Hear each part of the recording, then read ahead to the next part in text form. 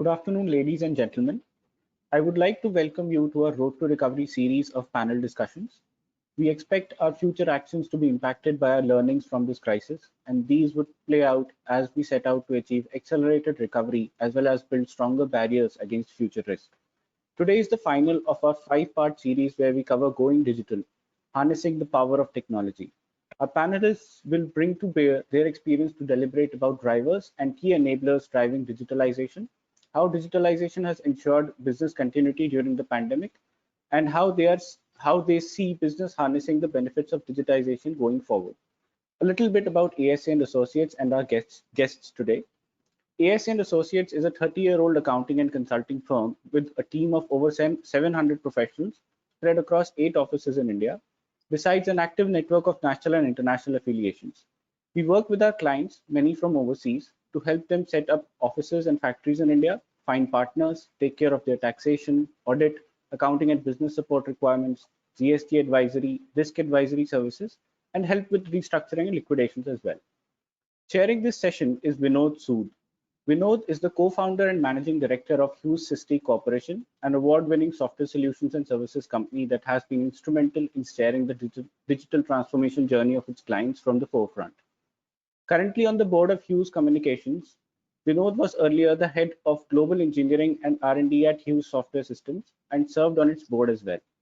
Prior to that, Vinod worked with CDOT, where he was part of the core team which designed India's first digital switch. An alumnus of PEC Chandigarh and a veteran of high-tech software industry for the last 35 years, Vinod has built high-performance teams at premier R&D organizations in India. Vinod is very active in supporting startups. He's mentor advisor to a number of young entrepreneurs and is on various juries of CII, NASSCOM, TIE, and to identify promising startups. Our first panelist today is Vineet Sahni, Group CEO, Lumax DK Jain Group. He has been associated with the Lumax DK Jain Group since 2013, a leading manufacturer and supplier of automotive components and systems in India. A graduate in mechanical engineering from Delhi College of Engineering, Vineet started his career with Tata Motors in 1987 and has held various positions of increasing responsibility over the years with leading auto component manufacturers. Our second panelist is MP Vijay Kumar, CFO SIFI Technologies, one of India's largest integrated ICT solutions and services company, offering end-to-end solutions with a comprehensive range of products delivered over a common telecom data network infrastructure. He was a key member of SIFI's transformation into a leading enterprise IT infra and services player. Vijay Kumar is a Bachelor of Commerce from Andhra University, Chartered Accountant, Cost and Management Accountant, and a Company Secretary. Prior to SIFI, Vijay was a partner with Yoganathan and Ram for more than 8 years and was head investment banking at Sundaram Finance Services for 8 years. Our third panelist is Vikram Gupta, founder, managing partner at Ivicap Ventures, a venture capital firm focused on healthcare, technology, and e-commerce sectors. Vikram has over 25 years of experience in private equity, business consulting, M&A, strategy, and operations across various industries. Prior to founding Ivicap, he was the founding member at a healthcare-focused private equity fund that he conceptualized and raised in 2008. In his earlier tenures, Vikram has worked with IBM Business Consulting Services, US, and has also held senior positions with various well-known Indian companies. Vikram completed his BTech in Chemical Engineering from IIT Delhi and is a distinguished alumnus in IIT Delhi. He also has a MBA degree from Case Western Reserve University, Ohio, USA. Our final panelist is Sandeep Gupta, partner, accounting and business support and indirect tax, ASA and Associates. Sandeep spearheads the accounting and business support and indirect tax practice of the firm in the Delhi NCR region with 30 years of experience in industry and consulting, setting up of statutory and internal systems and procedures, as well as risk-based audits, cross-border treasury operations, M&A, etc. He advises on accounting, tax, and regulatory compliances of listed and non-listed corporates and corporate taxation. Spearheading indirect taxes, he has held various corporates through GST change management and routinely assists them on various compliances and GST advisory on complex issues. He is a qualified chartered accountant and holds a diploma in information systems audit and a certificate course on indirect taxes from the Institute of Chartered Accountants of India. He is also a prolific speaker on many forums. Before we begin, here are a few instructions for the webinar. Please note that all participants will be in listen-only mode throughout the webinar. If you have any questions or comments, please put them in the questions section in the chat. The presentation will be followed by a Q&A. A link with the recording to this webinar will be emailed to you tomorrow afternoon. Also note that each of these webinars have a separate link and these will be emailed to you on the day of the webinar. Kindly reach out to us if you have any difficulty with this. Thank you, and over to you, Vinod. Thank you, Manoj. Good afternoon, friends and my co-panelists. First of all, I would like to thank ASA and associates, and especially Ajay, for organizing this series of webinars on very, very important and topical subjects. So for today, the subject is going digital, harnessing the power of technology. As we know, this is last in the series of webinars organized by ASA with the theme Road to Recovery.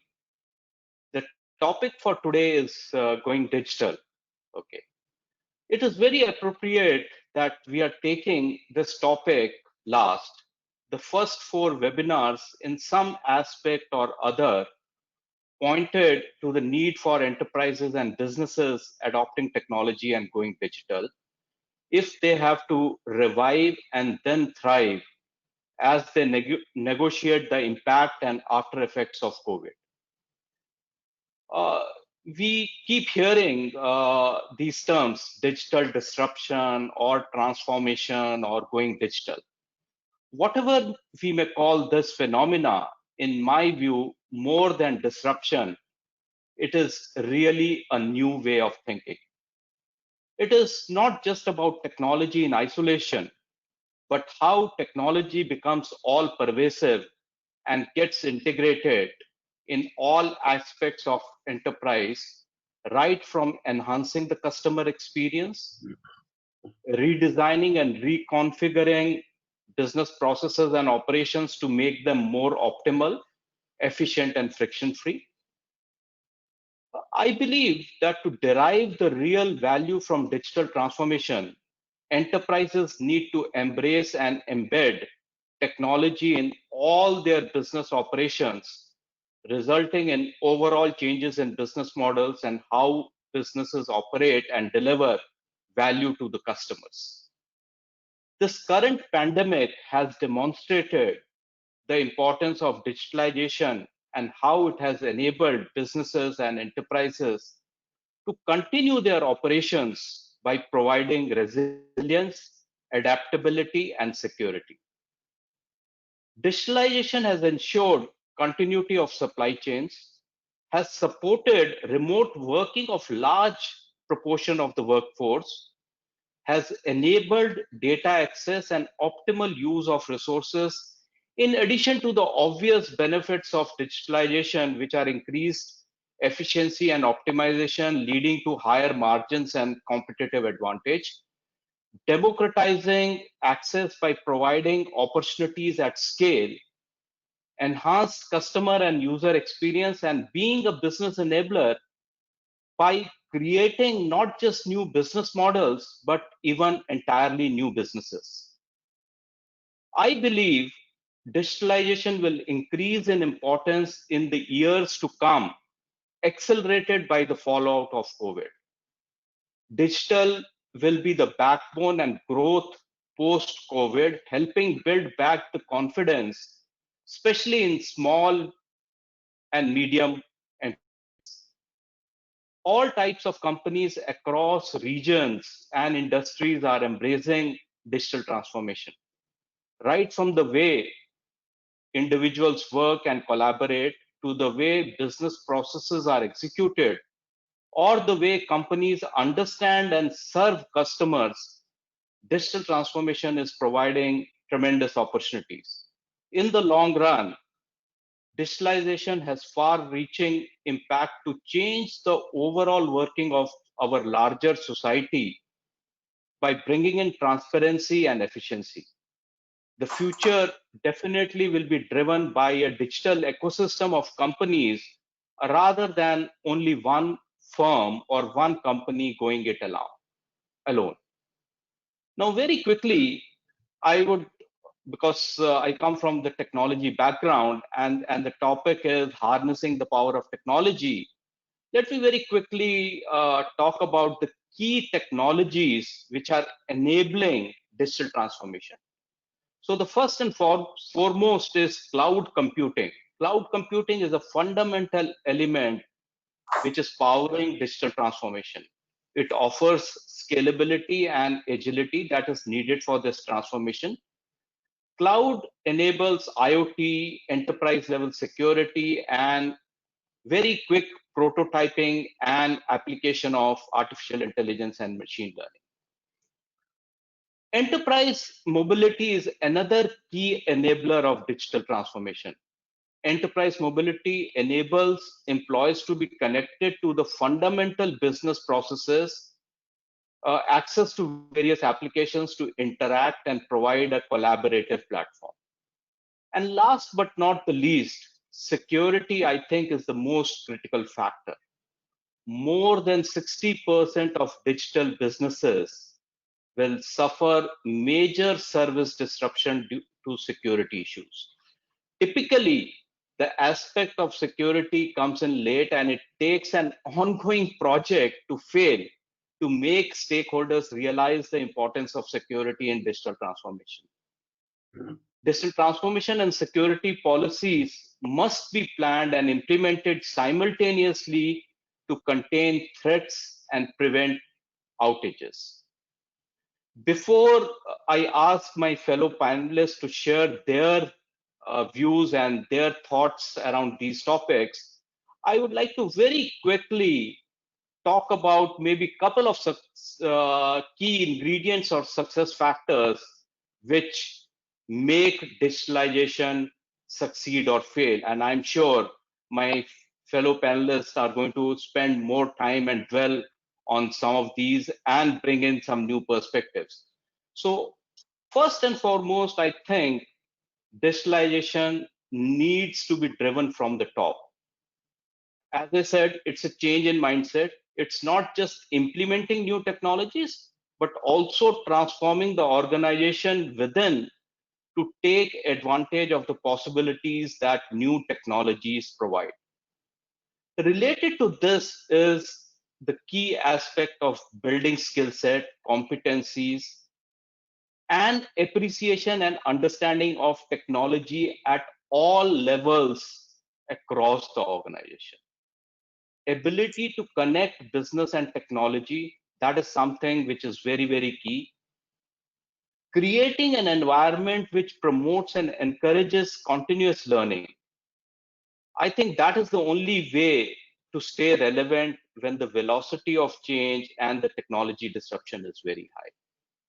So with that, I would like to stop and would like to request my panelist, Vineet, to share his thoughts and views on this subject of going digital or digital transformation.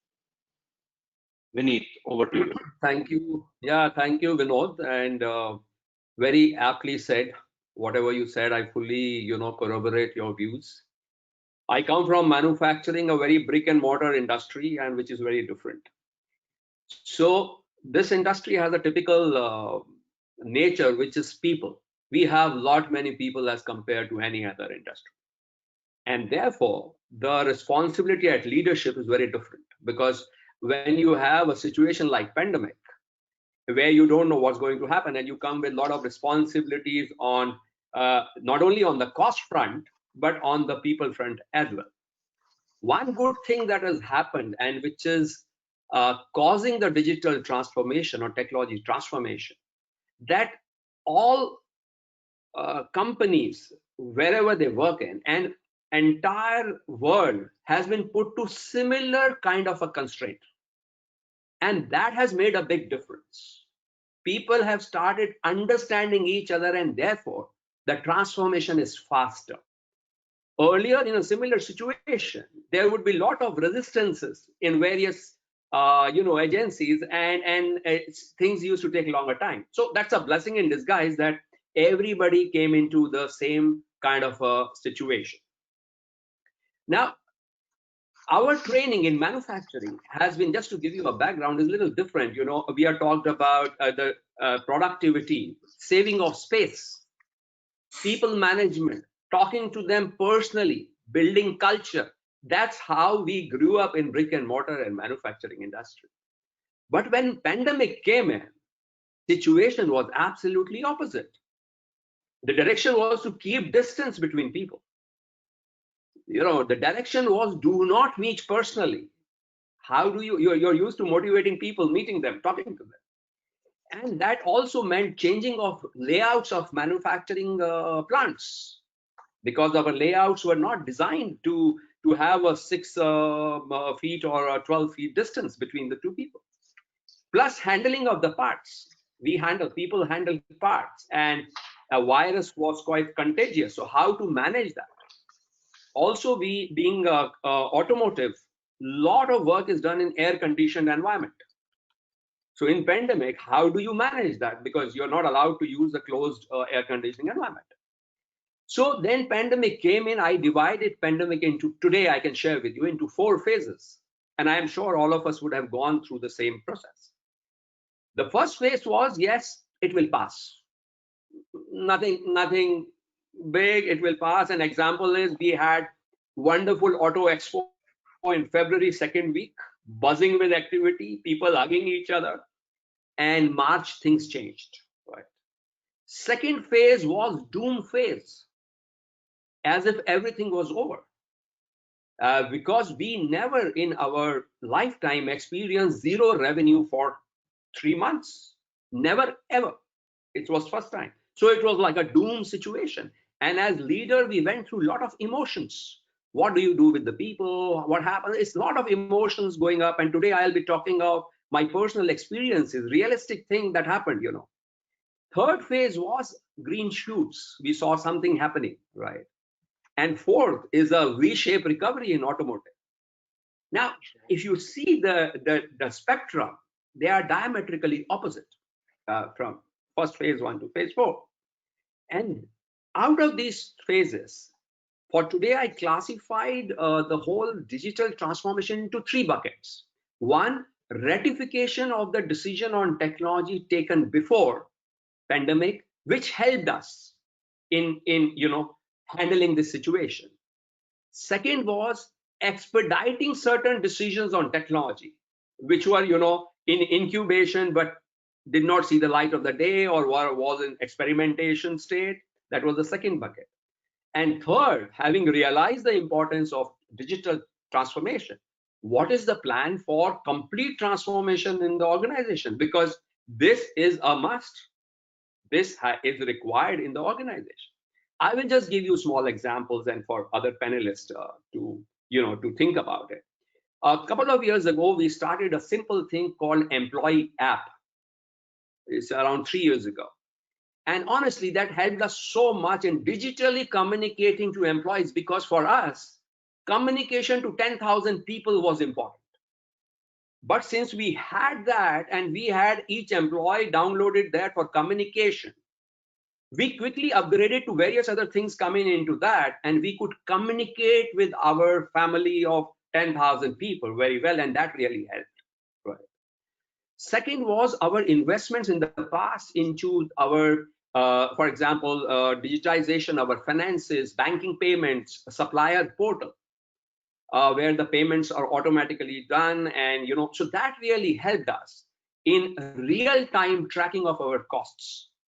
We moved immediately from lag indicators to lead indicators, and that really helped us.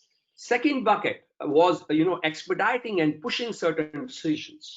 And here I would like to give example. We started in a small way, like a pilot manufacturing execution system, where you digitally control your machines, and you know their energy consumptions, you know their nature of work, your equipment efficiencies. So that we pushed to horizontally deploy immediately, because we could manage our plant remotely. Right. And also, when you talk about future, what is going to work, we have to move to Industry 4.0. And that is where, if you ask me, I would like to make a touchless organization as much as possible and digitally controlled through cloud computing or IoT, which Industry 4.0 provides that platform. And there comes the artificial intelligence, because decision making also has to go digital based on the data and computing. So that is what I think will be in future, and we are building up a concrete plan in our organization, because that's what we feel is a right way to move forward, and not only to face any such pandemic, but to make the organization more efficient in future. So these are my views, and we can then debate later. Thank you. Thank you, Vineet, for not just sharing your experiences, but also the challenges you and the organization went through. And it was very interesting to hear that the entire digital transformation process into three buckets of ratification, expediting it, and the complete transformation. So very, very interesting. MP, can I now ask you to share your perspective around this topic? Sure. Thanks, Vinod. It was a pleasure listening to you and Vineet. Greetings to all, and trust all are safe and near and dear ones healthy. I'll try to keep it short, as we have over time heard quite a bit on digitalization. In fact, the previous series number 4 on this webinar, I did hear it in full. And that topic also, almost all the panelists were unanimous on the importance of digitalization. Let me share some 5 perspectives from my experience. Of course, Vinod, Vineet, and Vikram are hardcore techies, so I guess they will pardon me if I make some technical errors in my expressions. One is that digitalization and digital transformation are quite different. It's important not to confuse between the two. Digitalization is more about doing the activities which we have been doing as in the past, largely physical or through a simple computer systems on a digital mode, whereas digital transformation is about a new way of doing business, a different customer experience, a different way of doing the whole thing. At a very simplistic level, the online banking is digitalization, where what was done physically at the branch is now done online. Whereas digital transformation is a complete new way of doing activities, which typically some of these fintech companies like Paytm, Google Pay, etc. offer. Some companies will be fit for digitalization only given the nature of business. And while digitalization can be led by a group of IT professionals, digital transformation has to be necessarily be CXO led and with full involvement of business heads, because it's an altogether different way of doing the business. Digitalization and digital transformation are quite independent, and it is also important that digitalization is not necessarily a first step for someone to think of digital transformation. Second, we are fortunate to have extensive government involvement in both digitalization and digital transformation of government services. Globally, information technology has always been, particularly the spend on IT, has been led by government, including defense and BFSI segment, and India is no exception. Of late, retail, media, telecom are also driving significant spends on information technology, including evolution of new technologies.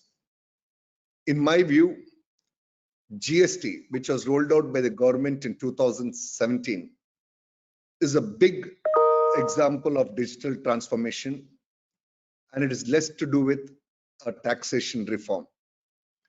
While the implementation of GST is in phases, e-way bill, e-invoicing, matching of input and output, etc.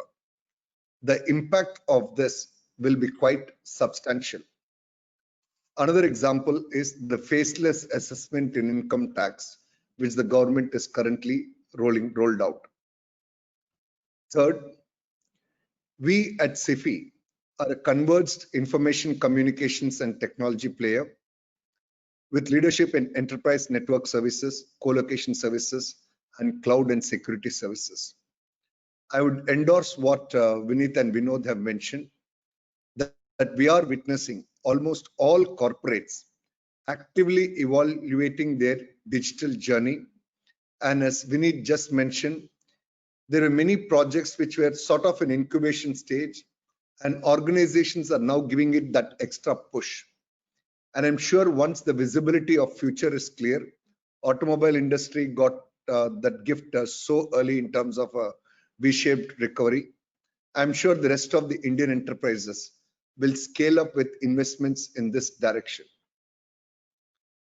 Fourthly, a good reason of why the digitalization and even digital transformation is happening and will happen at a kind of pace which we are now witnessing is the information technology infrastructure, including cloud computing, which both of them have referred, which used to be dedicated and hence was costly, as most enterprises were paying for lot of unused infrastructure and were spending in managing the same.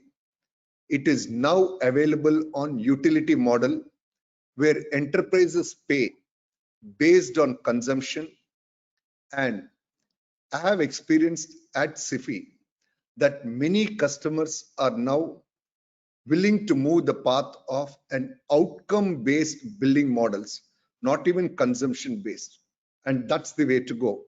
The beauty is cost is less, it is OPEX, variable to the scale of earnings, and you can scale at will. And equally importantly, you get the best of the infrastructure. And the companies will get this IT infrastructure with more than needed redundancy and the best-in-class experts working on managing the same. Lastly, in the pandemic over the last 7-8 months, companies have realized how difficult it is to manage mission-critical infrastructure, be it upgrades, replacements, getting people to work 24/7, etc. All of them have been challenging. And the companies have now concluded that these are best handled by third-party service providers. So you move from having your on-premise data rooms to the cloud, where one also gets better quality infra and services at lower cost. The emotion of keeping IT infra close to chest is gone, just as each of us here prefer cash at bank and jewels in bank lockers than at home. Over to you, Vineet, and I will come back later as part of the interaction.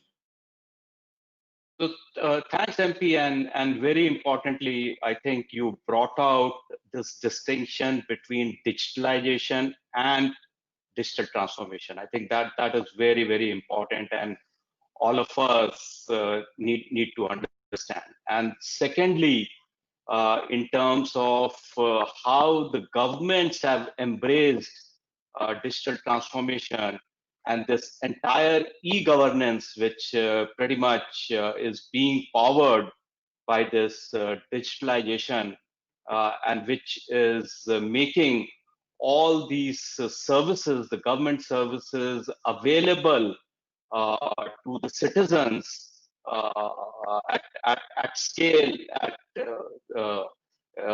places which earlier it would not have been even possible to provide those services. So thanks, Vijay.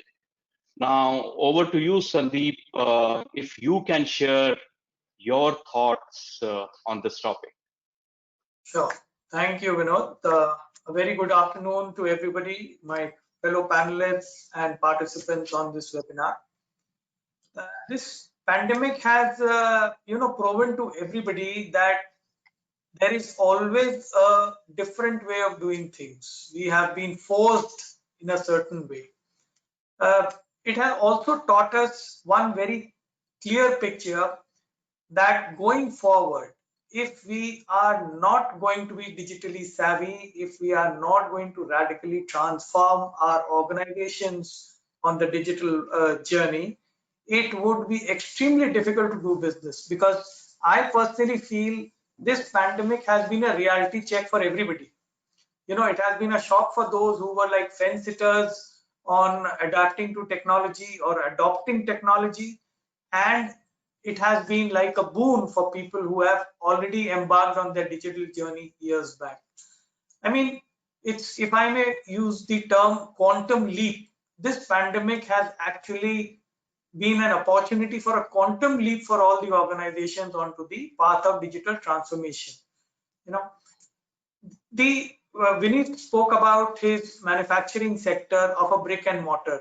He was affected in a very different way because, as he said, their interactions with people were very high. The manufacturing facilities need to be physically manned. Whereas in our case, I belong to the consulting, the service industry, we were impacted in a very different way. Now, if I may share my experience, we at ASA began our digital journey quite a few years back. You know, we had already gone through that process of not just AI, but AII, as I call it, which is assessment, identification, and implementation. So we had embarked on the journey quite a few years back, and I'm very happy to say that when the pandemic hit India, we were fully prepared for it. In fact, if I may just share, Ajay, our managing partner, had actually foreseen this lockdown happening, and before 22nd of March, 10 days before, we were already doing a testing of a lockdown in staggered phases with our different teams, so that to test out our internal systems, our infrastructure and processes as to where there could be a roadblock. And then when the lockdown actually happened, we were almost like, it was like a seamless movement for us, for our teams, to move the workstations from the office environment into the home. We handle a lot of assignments for various clients all across the country and across the globe. And, you know, going on to the digital journey became like a seamless experience from one, I would say, or maybe two very critical aspects which have been mentioned. One, you know, you mentioned one, the cloud part. So because our data and our application systems were already on cloud, we could seamlessly move people away from the hardcore office desks and benches onto their homes. The second part, which was very critical, and it's very critical for the consulting industry, is data privacy. And there security played a very crucial role. You know, from our perspective as handling the client's data, which is extremely confidential, the primary concern of every client is how confidential is their data going to be? Is there any security breach? And since we had already taken those initial steps to maintain to build up the security firewalls, not the firewalls as the technical firewalls, I'm simply talking about a periphery that, you know, build the adequate safeguards around your data security. I think it proved to be a very, very seamless and easy experience. And coupled with that, you know, we also embarked on that journey of helping our clients adapt to this new normal, if I may use the term, because the world is certainly not going to be the same anymore. Whether the new normal is already here or we are going to see it, once this pandemic is over, I personally feel it will not be the same way of doing business in most of the areas. You know, while some areas we could see a repeat of going back to the previous systems and processes, but most of them we will see a transformation going forward. So this is, I would say, that has been our experience on this pandemic, on this journey. But overall, the underlying thought remains: digitalization and digital transformation, as Vijay has very clearly pointed out, two different things, but both will be equally important in way forward of doing business in the new normal, in not only the post-pandemic era, but even from today when the world is now opening up When the recovery is, you call it either the V-shaped recovery or the U-shaped recovery, whichever way. But this is certainly going to be a way of life, and we have to adapt to it. These would be my initial thoughts. Yeah, thank you, Sandeep, and very interesting to hear the experiences which you went through, and the fact that going the digital path few years early, how it helped not just you and your company in uh, negotiating these challenges and the current pandemic, but also helping your clients and customers and guiding them through this entire process. And another thing which you touched upon, and in fact, one of the questions which I see from the audience, and I think you answered that while sharing your thoughts, was this entire issue about data privacy and confidentiality. And I don't think there could be anybody better than you folks, because you handle, as you said, data and information of your clients, which is very, very confidential. And the way you could manage, I think that was very, very enlightening. Thank you. So now over to you, Vikram, to share your thoughts on this topic. Thanks, Vinod, and it's great to hear the views of my co-panelists, and thank you so much for sharing your views. I'll give you my perspective from the venture capital industry. I run a venture capital fund, and we invest right from 1 crore at seed stage, going up to Series B, Series C, where we invest up to 50 crores. And these are primarily technology companies or technology-driven companies. Of course, it's been a very interesting experience for us. We are a fully homegrown venture capital fund. We raised our entire capital in India from domestic institutions and investors. I have witnessed very interesting trends. And what I notice is that, when we look at the current year and starting from, March itself, or even before that, in fact, the pandemic actually started in China, and I was actually in China in December. In January, I was in Switzerland, and then I was in Tokyo, and then I was in February, I was in Singapore. And when I came back to India in March, we hit the pandemic lockdowns. I think we as venture capital investors, we've seen very interesting, things emerging. One is, of course, if you just look at how the pandemic happened over the over the last few months. In March, April, in fact, April, we saw almost every company in our portfolio going down to zero revenues, because the supply chains were all broken. There were issues around, deliveries, and there were issues, lots of issues. Except that there were B2B SaaS companies, which are pure technology companies using tech platforms. They did actually very well. In fact, some of our companies in fintech actually increased substantially even during the initial period. But it was very interesting to see how it kind of phased out, and different sectors actually reacted very differently. If you look at the consumer sector, so we've invested in online, offline consumer companies like Clovia, which is a lingerie company, or a Purple, which is an online beauty and personal, Bluestone, which is an online, offline jewelry company. And we saw a very interesting trend for these companies. April, May was completely washed out. But what we noticed in the last few months is that they have come back in a very interesting way, where the slope now of growth that they're picking is actually far steeper than what they would have imagined even before pandemic. So which means that if I'm looking at the third year numbers, sitting in February versus now, I actually believe that their 3 years numbers will look even much higher than what they would have seen in the month of February.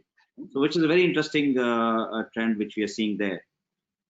Then, if you look at healthcare and education, which are very interesting sectors, and I think these are the two sectors I would say which benefited the most during pandemic.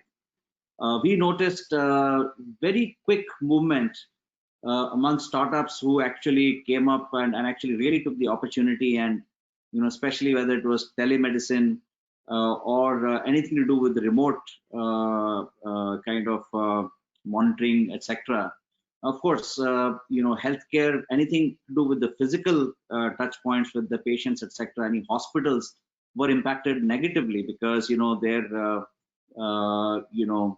the inpatient kind of volume went down substantially on the non-COVID side, and of course they were impacted quite heavily because of that.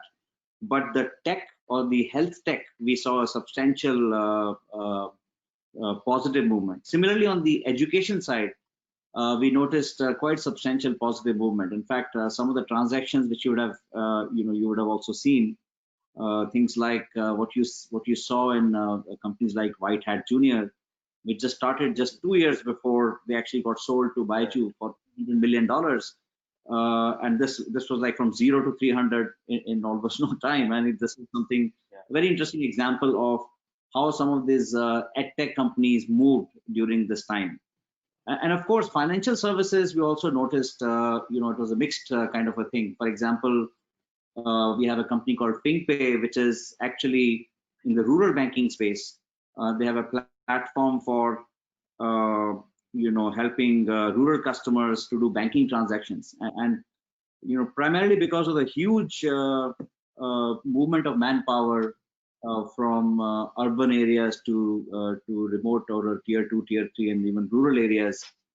There were huge banking requirements in rural areas, which we realized, companies like FingPay have actually grown substantially during this time, almost 300% actually during a 6-month period, which to us was very interesting. Of course, there were quite a few companies which were quite negatively impacted, or a few sectors. In fact, some of them, as we know, will get impacted permanently, like travel, hospitality. In fact, there were 3,000 startups in the travel and transportation sector, which were operating and which had raised at least the seed level of funding and looking to raise their funding. And 90% of those startups were impacted directly, many of them shut down because of the pandemic, and many others pivoted to new business models. And I think that also gave opportunity to a new wave of entrepreneurs emerging from different sectors. In fact, one more thing which we noticed is that lots of people came from corporate world and turned entrepreneurs. And on the other hand, there were quite a few people who were entrepreneurs who could not survive the pandemic, went back to the corporate world. So some of these changes which have happened are very interesting. But I think in the bigger picture, as venture capital fund, we always look at a much longer term time frame. In fact, such time frames we also always look at opportunities for us. So we actually continue to make investments, and we announced about 4 investments in the last 6 months, and we are looking to make a few more investments over the next 2 months. And we believe that given exactly the way what Vineet mentioned earlier in terms of the opportunities in the manufacturing space, for example, we are seeing technologies like robotics, AI, ML, IoT actually being used in manufacturing. And similarly, what Vijay talked about, it was very interesting to hear the difference between digitalization and digital transformation. I think absolutely, this is what the startups in India are actually, cashing on in terms of the entire digital transformation movement which is happening in India. And we do believe that, and I think Vinod, what you also talked about, the entire cybersecurity and enterprise security and mobility. also, going through transformation, and technologies like blockchain, and even AR, VR, we are seeing a huge potential for, use cases or new kinds of use cases building up. In fact, I was at IIT Delhi convocation very recently, first week of November, and it was very interesting to see how the entire session was conducted. A lot of technology used for everybody to come together, and I think that is going to be the norm going forward. Any such large gatherings can be accomplished without actually people meeting physically, and I think some of these changes are permanent and actually even becoming more productive for the actual businesses, and which is something which we are seeing on the ground. So I think overall, as a venture capital investor, I definitely see this as an opportunity for us from investment perspective, and therefore, these are good times in that sense. Great. Thank you, Vikram, for sharing your views and the impact on startups, and this very interesting trend that in fact what we are seeing is that some of the startups, in terms of their growth, they are seeing much steeper growth now. So very, very, very interesting, and also good to hear that you are seeing a lot of opportunities and you continue to make investments. So it's not all doom and gloom. Thank you very much. So coming back to you, Vineet, I have observation, and since you come from the manufacturing industry, right, which is the brick and mortar industry, right? Why do you think it required a pandemic for the companies, right, especially in the brick and mortar sector, see the need to digitize or digitally transform? I should say, not just digitalization, because digitalization, yeah, use of IT was happening, but in terms of real digitalization and the move to cloud, why did it take the pandemic?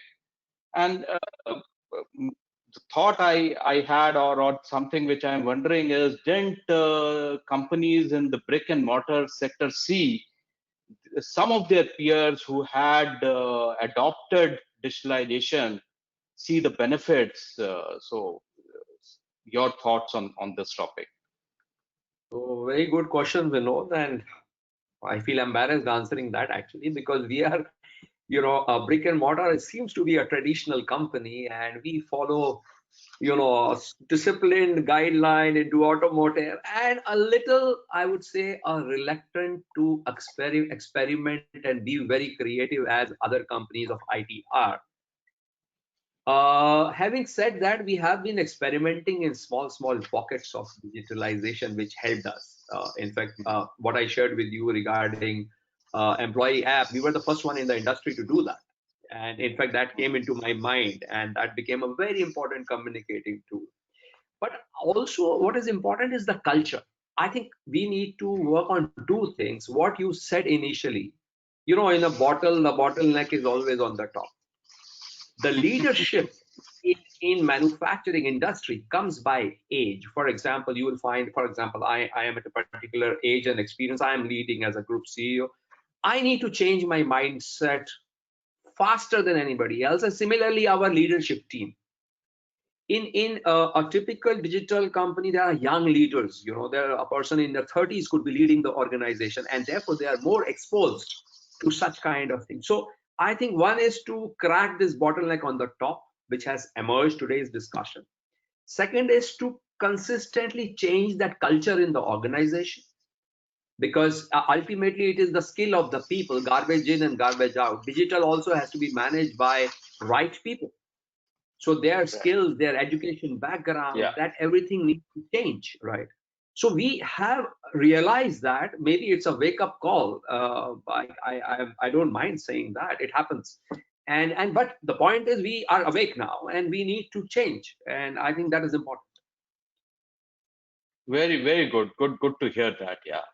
Yeah. So coming to you, MP, since you come from the networking and IT infrastructure background, right, at SIFI, my question is, what should be done to bridge the digital divide in India and similar countries, right?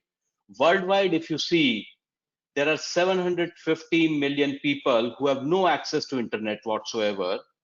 uh, there are 3 billion people who have coverage, who have internet access, but really speaking, no meaningful access to digital services, right?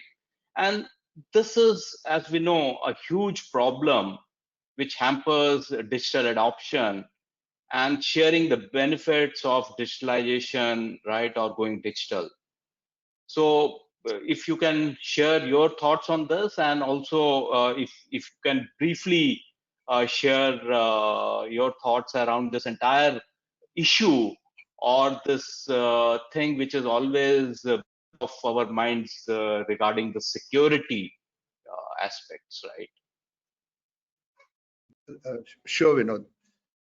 I'm a firm believer that while India may not in near future catch up with other major developed countries on physical infrastructure, we have a great opportunity to be ahead of them on the digital infrastructure, as there is no need for a lag between the rest of the world and India on technology adoption now.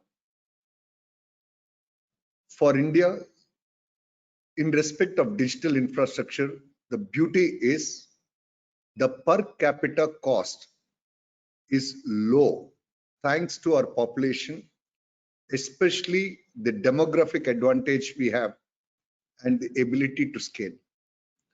Look at the cost of telecom services. We are the lowest in the world. And what more better example can be there? And we have all witnessed the last 5 years in particular, how this component of digital infrastructure, one component of digital infrastructure, which is on data, has transformed the way IT is consumed in India. Also, India has ability to add tons of content given the diversity, whether it's language or whatever other elements, which will push lot of entertainment as well as cultural integration. Mhm. For example, the initial months of pandemic, myself and my family have viewed movies of all possible languages, as we had to kill time on few days not knowing what to do, but eventually started enjoying them, understanding the culture of various other states. Now let me share my thoughts on 3 key elements to be addressed on super high priority to bridge this gap of digital infrastructure. First and foremost, on adoption. We will add 33% more mobile connects in the next 3 years, but only 12% on fiber connect. So while mobile connectivity will grow, the fixed connectivity, the fiber, is still a concern. And we have to ensure that fiber connectivity scales much bigger than the 12% which we are now looking at. Second, in terms of coverage, 227 million people in rural India versus 205 million in urban India are online. Yet, rural infrastructure, I referring to IT infrastructure, the coverage growth is only 7% annually. This can be the spoiler for sunrise industries like edutech. In fact, I'm so happy that so much is happening on the edutech and the healthcare space. And the beauty of online is those living in tier 3, tier 4 and rural can get access to the best of education and the best of healthcare with this kind of digital infrastructure. But the serious concern is on the rural side, the infrastructure is pretty low. Third, on network redundancy, the transport consistency in rural areas, I'm referring to the data transport, is lesser than urban areas. Call drops, etc. We are all familiar. All the more important in the rural areas is fixed network. And some of the problem areas we need to address if we have to get the benefit of all this digitalization and digital transformation.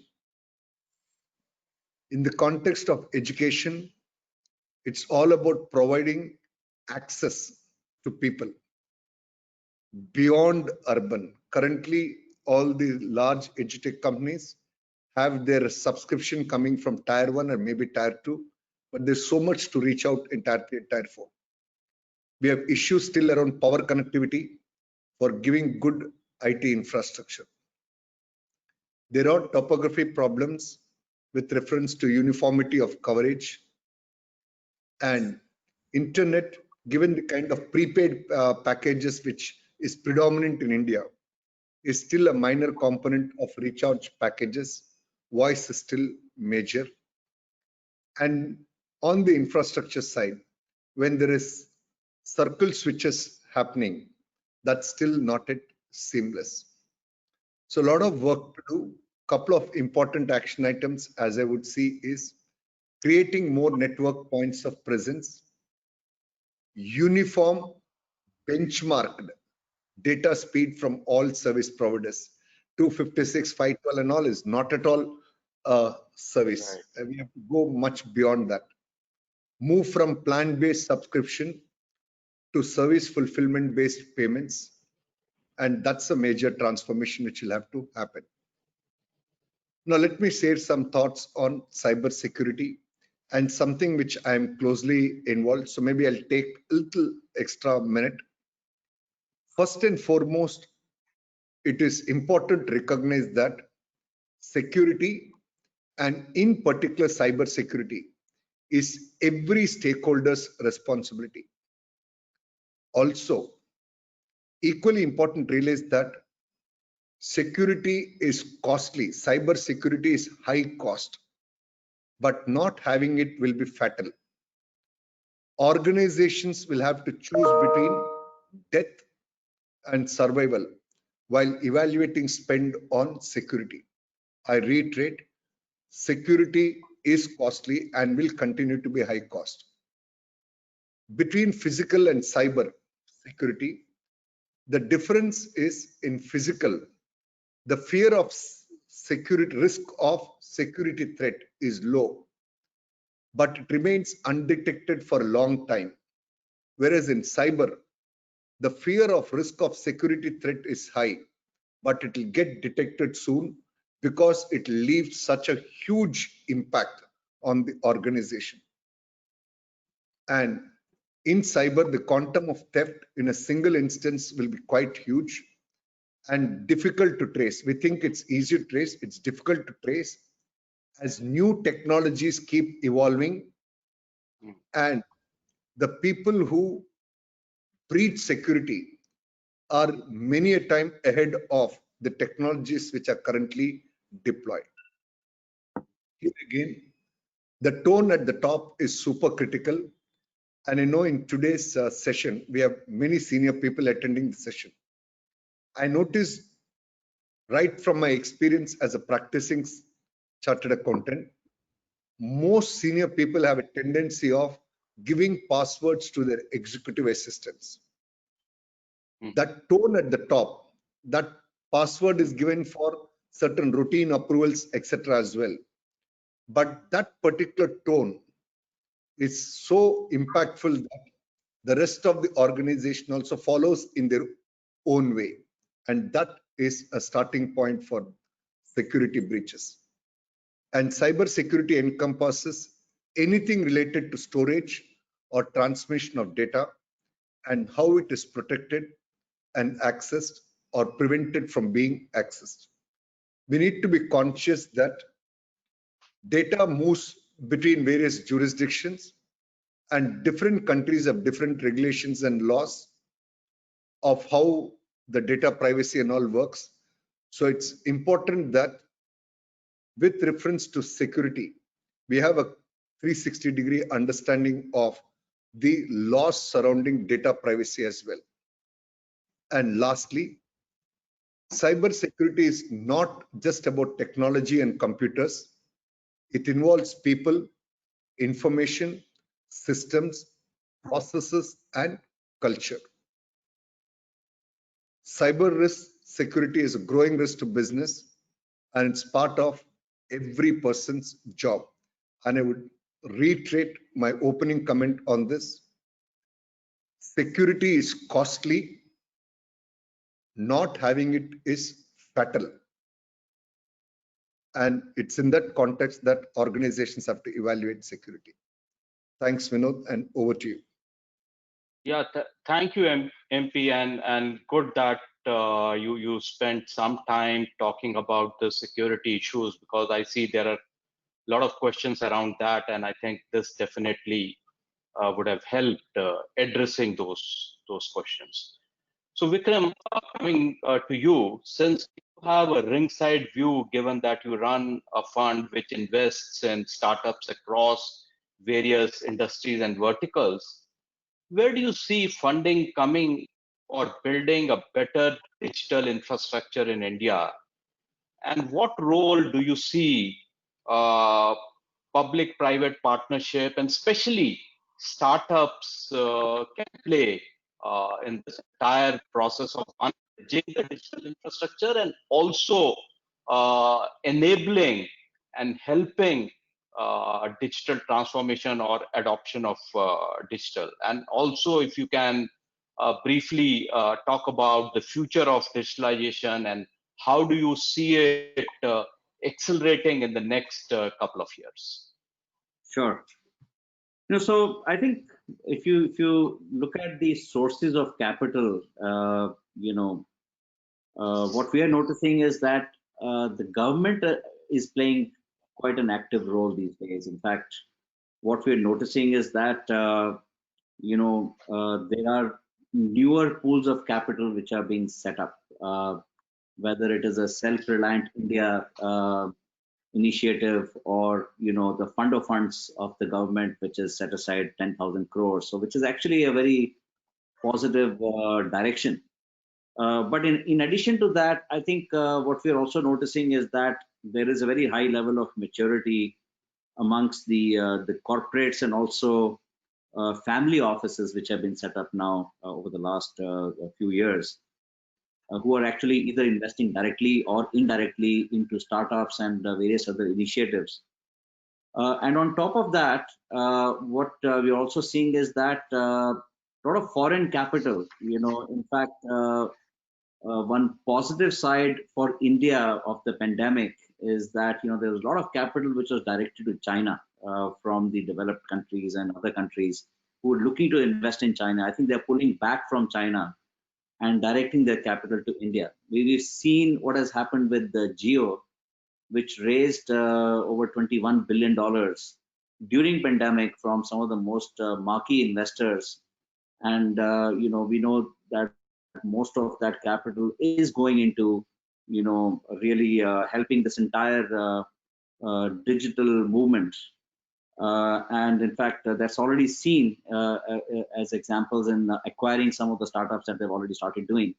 But given the quantum of that capital which is coming into India from foreign investors, and not just, GCEO is of course one very prominent example. What I think that there are investors, because of the visibility that India is getting now because of investments like these, there are investors who started coming and talking to VCs like us and asking for opportunities in India and therefore wanting to invest in India. So these are very positive moves which are happening. And I think from a private-public partnership perspective, and I think this is again something very interesting where because the government is setting up these pools of capital, there is this intent to really play an active role in the startup ecosystem, and I think that's actually quite positive because that's also encouraging creation of domestic pool of capital, which was very limited a few years ago, and I think government is taking very active role in building that. And I think some of these initiatives they are actually implementing in building very sector focused or outcome focused funds. And some of these funds are also getting directed through, for example, the Department of Science and Technology or Department of Biotechnology, Department of Electronics, and we're seeing a lot of funding getting channelized through some of these departments to partner with the venture capital funds like ours, and then therefore focus on investing in smart startup initiatives. And I think all this is actually a good kind of foundation being built up for the future of this. If you look at from a digitization perspective, I think we are going to see some fundamental changes happening, especially because if you look at the penetration of internet, which has happened in the last 8 months versus the previous 8 years, there's a quantum of difference in terms of how fast the internet has penetrated, into the whether it's rural or urban population. The other thing which we are seeing is that about 3 years ago, there were just about 60 million people transacting online in India from an e-commerce perspective, and I think that figure is almost doubled in no time, and we are seeing a lot more commerce happening online. And I think, of course, initially, companies like Flipkart and then Amazon, obviously, he made huge investments to really open up the entire sector and even making huge losses. And I think there is a complete change in mindset. Pandemic has done one very interesting thing is that rather than a burning or a capital burning mindset, which was prevalent in the startup ecosystem, I think people have started focusing on their unit economics and profitability, which actually has, created a lot more capital efficiency in the system. And last but not the least, something which is very, very interesting trend, which we are seeing, which actually has got accelerated because of pandemic, is this whole market of impact investing. And I think even investors who are purely looking at returns, even they've started asking questions about how are we looking at making impact, and specifically, for example, we're talking about SDG goals, sustainable development goals. We're talking about what we will actually achieve by the year 2030, and they're very specific goals. We're talking about there are 17 goals and there are 169 targets, and we ourselves at IVCAP have actually started looking at these goals in very detailed manner and how they apply to our portfolio companies. And I think some of these things will actually change fundamentally the way we look at technology going forward. So I think I would say these are all positive moves, that will make a huge impact. No, thanks, Vikram, and very, very heartening to hear the positive influence, right? All this is having on impact investment. So very, very. So, Sandeep, with your background in accounting, fact that you work a lot on strategy, right? Customers in their strategic business planning, right? What do you think government and regulators need to do to fast track digitalization? So, given advise clients on strategy, right? What do you think they need to do more to ensure that there is a seamless adoption across the board, right? And if you want very quickly, you may also like to touch upon this whole issue about data privacy, and more in terms of in relation to cross-border and data traveling across geographies and jurisdictions where the laws will and may be different. Sure. Vinodji, I lost your voice for a minute in between, so I'll just repeat the questions in essence. One, on the government front, what the government should be doing in terms of transforming into digitalization. Second is with our experience, because we do a lot of work on the assisting our clients in adopting digital strategies and carrying on digital transformation. What are the key challenges, sort of, or what they should be doing more to do it better? And the third is on the data. Fine. So we are running out of time, so I'll probably take it very quickly. First, on our experience, I would like to share with whatever we have gained over these past few years in assisting our clients with their digital transformation strategies. Though there are obviously textbook approaches, but in very simple layman terms, I'll bring out the 4 or 5 key challenges which I've seen very common across the board. First and foremost is the understanding of what they require. You know, the wish list is huge. They start off with something very small, and as you engage into more and more discussions, it starts becoming bigger and bigger. So I would say a clarity of thought into what is required for their purposes, because digital transformation must be seen as an enabler to productivity. It should not be seen as just because the whole world is doing it, so I should be doing it. How it impacts your business has to be understood. So your understanding of the RFP has to be very clear. Second, I would say, and I think it has been covered by Vijay and by you also, any strategy, and Vineet has very succinctly put it with a thin bottle, every bottle has a thin funnel on top. Any strategy will not work if it does not have the conviction and the buy-in of the leadership team. It has to be led from the top. And along with that, the employee engagement and communication become a very critical factor. Both have to be married to each other. The communication has to flow down from the top, not with the seriousness of the intent alone, but the joy and the productivity and the efficiency that the whole transformation is going to bring up. So employee engagement and buy-in, I would say, is going to be a very significant challenge, which I have seen across the board happening. And there are obviously these psychological issues also one has to very ably deal with. You know, with technological advancement, the most common fear is what will happen to my job? Is somebody going to take over my job? Machines are going to take over the job. So the employee engagement from the leadership teams becomes extremely critical. The third part, I would say, is choosing the right partner, tech partner for you is another critical factor, because just for the sake of saving costs, you know, normally one goes in without doing adequate due diligence on their tech partners. People choose their tech partners and then they find the project plundering around and not giving them the desired results. I mean, I'm reminded of a very old saying in this, may be very apt. I mean, you pay peanuts, you will get monkeys.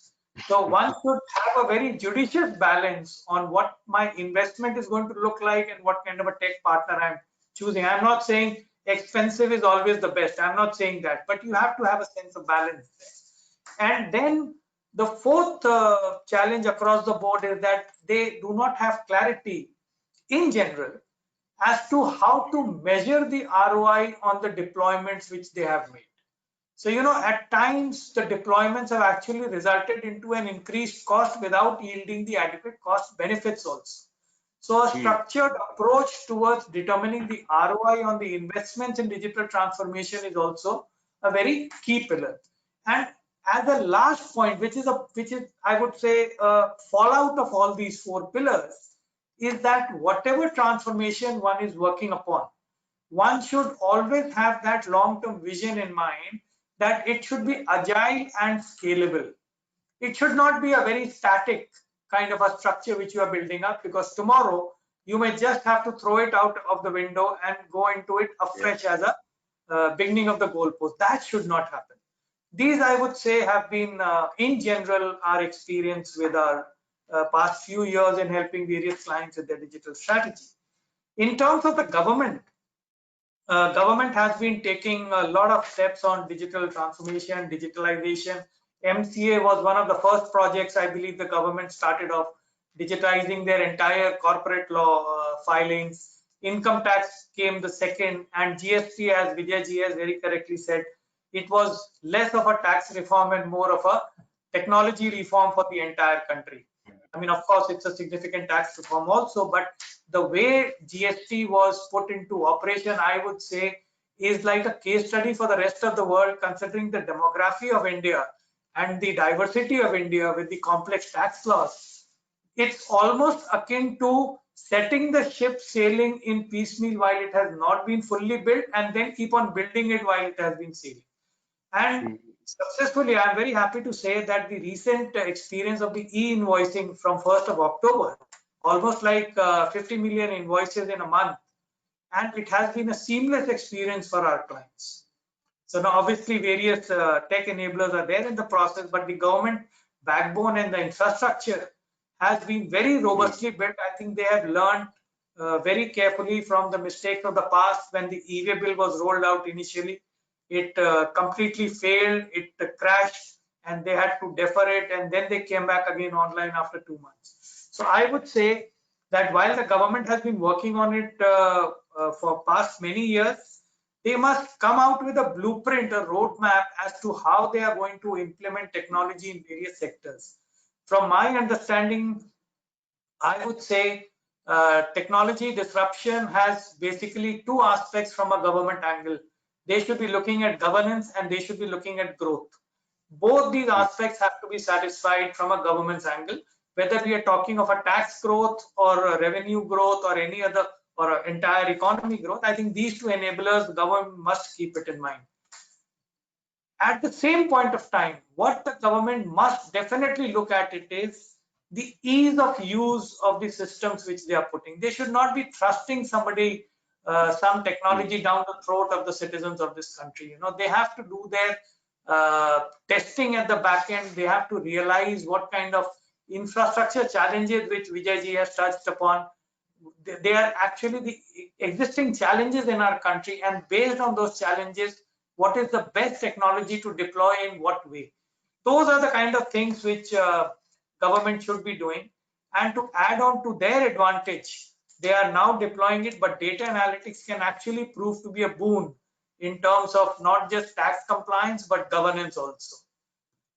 On the third part, I would say is the government should also ease the use of sharing of data between their various departments. That is actually proving to be extremely cumbersome and harassment to the taxpayers or the citizens of this country, because the same data is asked for by different authorities at different points of time.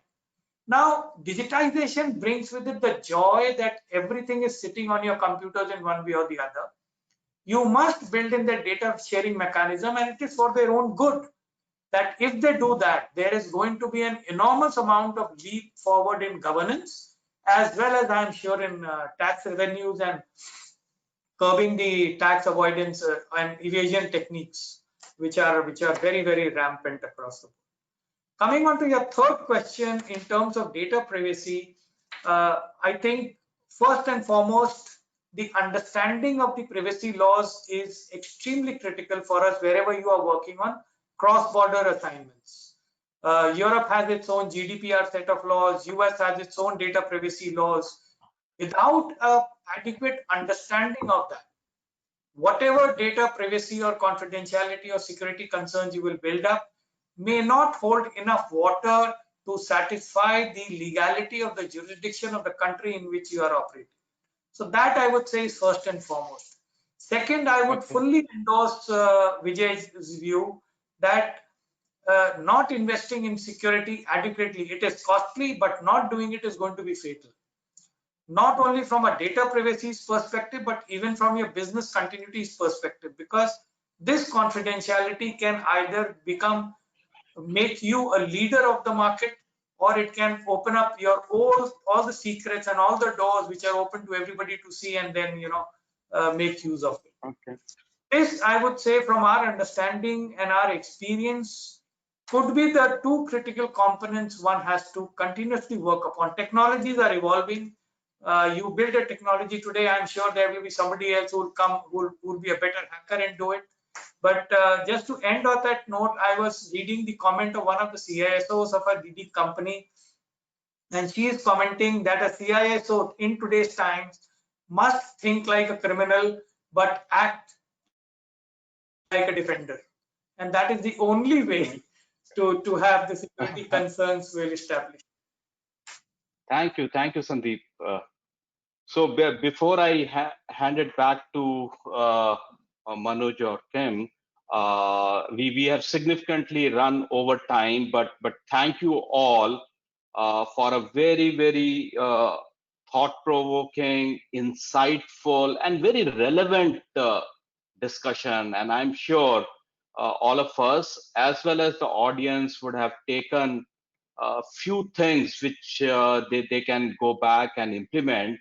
And even though we didn't have time to take questions, but I was going through the questions, and the good thing is pretty much amongst all of us, we were able to answer all the questions. So thank you very much for being there, and a special thanks to all my co-panelists.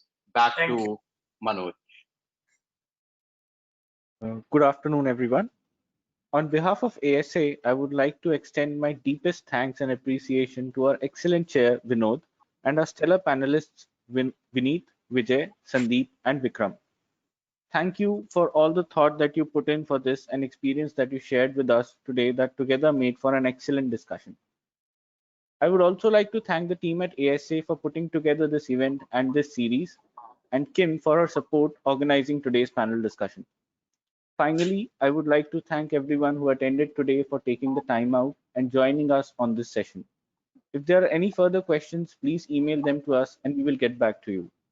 We will be sending across a summary of the points discussed along with the recording of this session tomorrow.